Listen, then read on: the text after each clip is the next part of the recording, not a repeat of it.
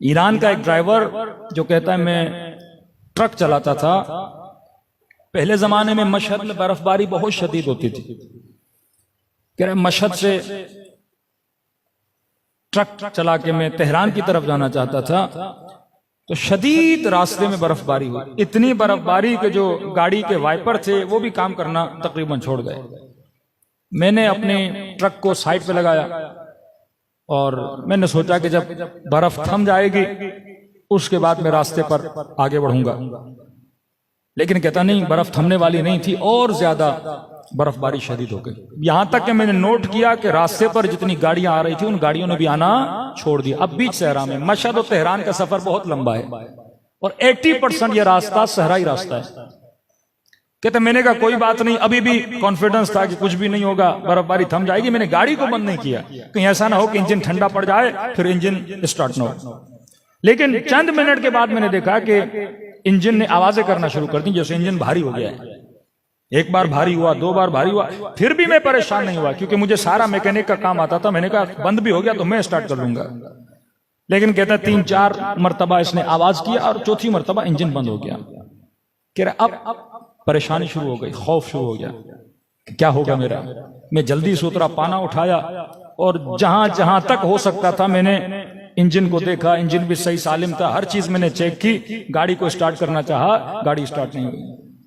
इतने में कहता है मैं गाड़ी के कमरे में आके बैठ गया।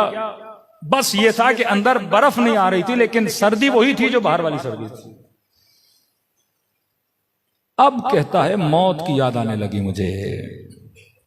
मैंने कहा ड्राइवर अब तो तू मर गया, इतनी सर्दी, सामने से कोई गाड़ी नहीं, इंजन भी बंद हो गया। और आहिस्ता आहिस्ता मैंने महसूस किया कि मुझ पर गुनूद की तारी हो रही है। मैं समझ रहा था कि यह गुनूद की नींद की नहीं है, अगर आंख लगी तो यहां मैं मर जाऊंगा। कहा ना कहीं अपनी नस्लों के जहनों में इमामत के नजरिए को मजबूत करोगे तो ये बच जाएंगे। कहते अचानक किसी मजलिस में किसी मौलाना का जुमला सुना था कि शियो हम वो हैं जिनका इमाम जिंदा है। तो कहते हैं मैंने 3 मरतबा ज़बान से जुमला का, या साहिब ज़मान अदरिकनी, मौला मेरी मदद को आइए, मौला मेरी मदद को आइए। कह रहे जब ये कह रहा था तो शायद हमारे बरादर ये सवाल करें कि इसने या अल्लाह मदद क्यों नहीं बोला।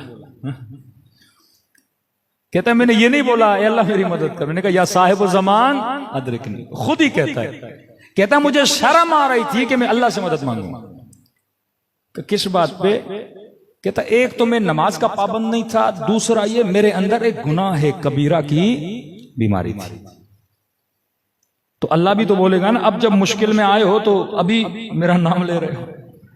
तो मैंने कहा इमाम जमाना की आबरू है अल्लाह के दरबार में।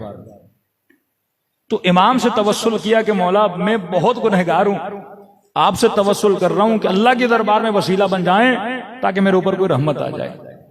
और मैंने वादा किया कि आज के बाद नमाज की पाबंदी करूंगा और वो गुनाह जो मैं मिंबर से बता नहीं सकता, जो बहुत कभी गुनाह की आदत थी इसे, उस गुनाह को मैं क्या करूंगा, तर्क कर दूंगा। कहते ऐसे ही अपने ख्यालों में सोच रहा था क्या होगा, बच्चों का क्या होगा, मर जाऊंगा क्या होगा, छोटी बच्ची थी मेरी उसका क्या होगा। इंसान जब मौत को देखता है तो यही ख्यालात उसके जहन में आते हैं। कहता इतने मैंने देखा उस शदीद बर्फबारी में एक शख्स आ रहा है और हाथ में पाना है। कहता मैंने ये समझा कि आगे किसी की गाड़ी खराब हुई है और वो मदद मांगने के लिए आ रहा है। तो मैंने अपना शीशा नीचे किया, मैंने कहा जी आप यहां पे क्या कर रहे हैं। उन्होंने कहा आप क्यों खड़े? मैंने कहा मेरी गाड़ी खराब हो गई है। कहा ठीक है मैं आपकी गाड़ी को देखता हूं। मैंने कहा मैं खुद मैकेनिक हूं, सब कुछ देख लिया। कहा नहीं हम भी थोड़ा देख लेते हैं, जब मैं कहूं तो स्टार्ट लगाना। कहते हैं वल्लाह मैंने नोट किया कि जब उसने इंजन के ऊपर सिर्फ उसने अपने हाथ रखे, यहां तक कि उसने कोई पाना वाना भी नहीं लगाया, नहीं, सिर्फ उसने हाथ रखे और मुझे कहा कि क्या करो, स्टार्ट करो। कहते यहां मैंने स्टार्ट किया, मेरी गाड़ी क्या हो गई, स्टार्ट हो गई। वो पलट के वापस आए, लेकिन मैंने कहा कि देखिए ये गाड़ी पहले भी स्टार्ट थी, बंद हो गई, इसके स्टार्ट होने का फायदा क्या। ये फिर 10 किलोमीटर आगे जाऊंगा फिर बंद हो जाएगी। उन्होंने कहा नहीं अब बंद नहीं होगी,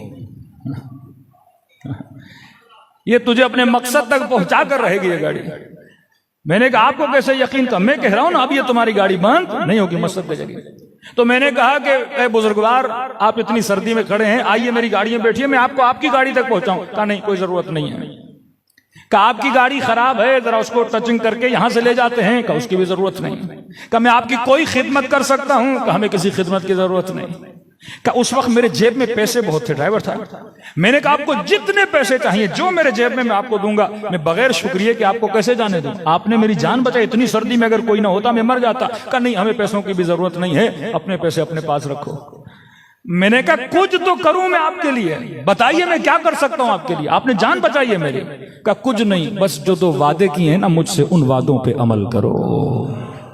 कहा बस ये कहना था, वो मेरी आंखों से ओझल हो गए। ये ड्राइवर कहता है मैं गाड़ी से उतरा, कभी इधर दौड़ूं, कभी उधर दौड़ूं, कभी गाड़ी के पीछे जाऊं, लेकिन मुझे नजर नहीं आते। कहते हैं गाड़ी स्टार्ट की, वहां से लेकर घर तक मेरे आंसू नहीं रुके कि मैं कितना बदबख्त था। मेरा इमाम जमाना खड़ा था, लेकिन मैंने अपने इमाम जमाना को पहचाना नहीं। कहता देर रात को घर पहुंचा, अपने बच्चों को सुफरे पे बिठाया, बीवी को सुफरे पे बिठाया, और मैंने कहा है मेरी ज़ौजा, ऐ मेरे बच्चों, आज के बाद जिंदगी गुजारने का तरीका मैं बदलने वाला हूं। आज के बाद नमाज वक्त पे पढ़ेंगे। ज़ौजा को कहा देख, आज के बाद अपने हिजाब में सुस्ती न करना। बच्चों को समझाया कि बच्चों ये करना। कब मेरी बीवी इतनी खुश हुई, कहने लगी कि मैं तो कब से चाहती थी तू दीनदार बने, लेकिन तू दीनदार नहीं बनता था, लेकिन ये बता तेरे अंदर तब्दीली कैसे आई। इसने वाकया सुनाया कि इमाम ज़माना मुझे नजर आए थे, मौला ने मेरी जान को बचाया। कहता है जब ड्राइवरों के बीच में गया, या अजान का वक्त हुआ, सारे ड्राइवर चले गए खाना खाने। मुझे कहा तू भी चल खाना खा। मैंने कहा नहीं, पहले मैं नमाज पढ़ूंगा, बाद में खाना खाऊंगा। ताज्जुब करने लगे, आज तू बड़ा मुत्तकी बन रहा है, आज तू बड़ा परहेजगार बन रहा है। ताने देने लगे इतने दिन तू क्या करता था, आज कैसे बन गया। कि ये मेरा कमाल नहीं है, ये फर्जंद ज़हरा का कमाल है। तो कभी कभी इस तरह से जिनके अकीदे बातिन में मजबूत होते हैं, अहले बैत ज्यादा अकीदों को मजबूत कराने के लिए अपनी ज़ियारतें करवाते हैं।